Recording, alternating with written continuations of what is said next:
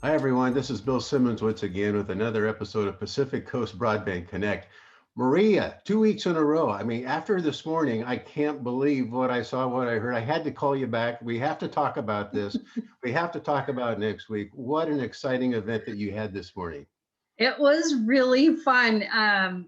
The speakers were incredibly informative. There was a wide variety of topics. It was great to hear from Secretary Ross, her passion for connecting rural communities and closing that digital divide and making sure that, talking about fairgrounds and anchor institutions and the, broadband action plan for California. It was a great way to kick it off. It was even fun to have Congressman Carbajal sort of kick off the morning. That was great. And then diving right into policy and sort of looking at the nation, the state, our county, sort of looking at what our ranking is and where can we improve and how can we improve our community as we move forward with broadband connection. I was amazed at just the intimacy of it. I mean, you had a great turnout, and yet everybody seemed so connected to one another. I mean, it was, I don't want to say it's family, but I mean, it was all certainly friends. It was a great tone and tenor for people that wanted to really dig in and do something here. Yeah, when we planned this, we weren't really sure which format to take for sure. But SLO County, that we really love to talk. We love to be connected. So we did set up the format with parameters so people could communicate, but they just couldn't speak to each other. But there was an ability to feel connected, and that was definitely something we wanted, an energy or a vibe we wanted to have as part of this summit. We want to help people, really tackle this situation head on. We know it's a critical piece of infrastructure that we need to develop for our county. And to be successful at solving problems, you have to have good relationships. So in our approach, and hopefully in the approach moving forward, we'll focus on that and continue to build the relationships because it's really coming together to sort of address these issues ahead of us. And then you had two experts, and they both kind of came at it from different directions, but yet they were really talking about the imperative that it was important, and this was the time to be able to act. I was impressed Abs- with that. Yeah, absolutely. It got a little exciting there for a minute because we really have, one person who, from a policy perspective, is like, look, how do we close these gaps in the short term? What sort of infrastructure point do we go at it? And then we have the other extreme, or the other side is really, long term, we do want cable and fiber in the ground, right? But how do we get that, and what can we do to support connection until we get that? So there was a little bit of a debate around technology, and I think that that's healthy. A little bit of conversation and debate is a great way to spark some creative conversations. And once again, let me reiterate, and I think Steve had it, the picture of San Luis Obispo with your maritime cables coming in. I Yeah. mean, your region is a field of dreams. It Yes. really has this huge potential. And I think that everybody kind of saw that and agrees with that.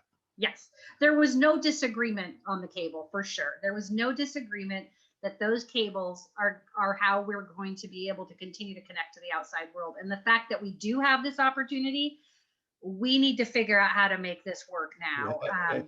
I think the comment was the table has been set. Yeah. And what I loved about Michael Santorelli from the New York, Law School Institute, was that one of the best practices that he said is you have to have all partners at the table. Yeah. And he really did an outstanding job at laying out those issues and the best practice criteria of his experience, their research, what they've looked at, how do you solve the problems of broadband and closing the digital divide. And I think he did an outstanding job at saying, look, this is how you all need to come together to move forward. So I think that message was fantastic. So speaking of setting the table, I think you've done a wonderful job in designing these two events. We started at a high level today, but then next week we go to the next level where we're starting to talk about resources and partnerships and strategies, right? Correct. Yeah. So next week, this week was digital divide. Next week is middle mile, final mile, and economic development. When we're talking about community health and resiliency, we're talking about economic development. We know that this resource, to develop this infrastructure and be a resource, is going to take some money. It's going to take some creative problem solving. So we've been able to connect with Sunny McPeak from California Emerging Technologies and Barbara Hayes from RCRC.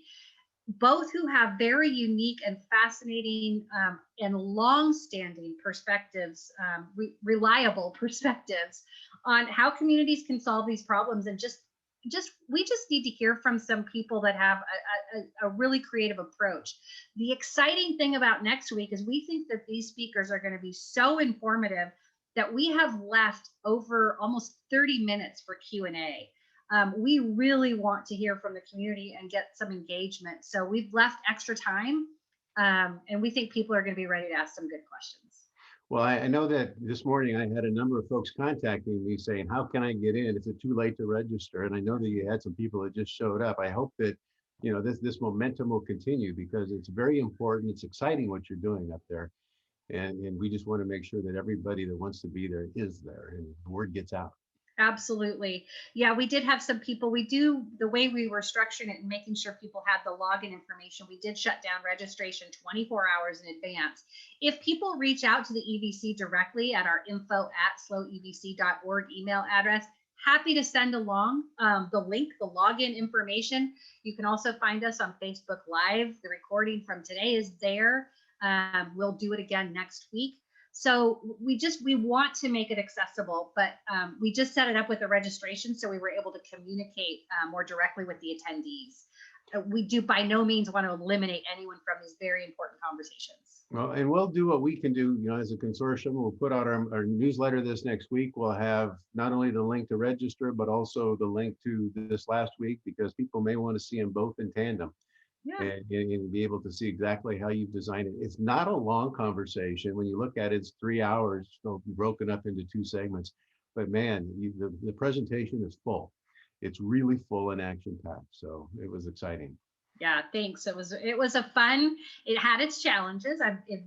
Getting all these people together on the same day at the right time and putting all the pieces together. But we know that it was worth it.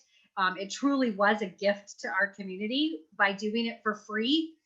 It takes a lot of time, and we couldn't have done it without your support, Bill. You really helped allow us to be able to do this work and provide this gift to the county. Well, thank you. You're too kind, but we'll keep looking forward, leaning in terms of what our next event's going to be. And hopefully the word will get out and you'll be able to, you had a great turnout today, but part of the virtual world is, there's always room. Yeah. So it would be great to have even more this next week. So, hey, Maria, thank you so much for being with us once again. We'll get the word out and we'll keep talking. Thanks, Bill. Nice to see you.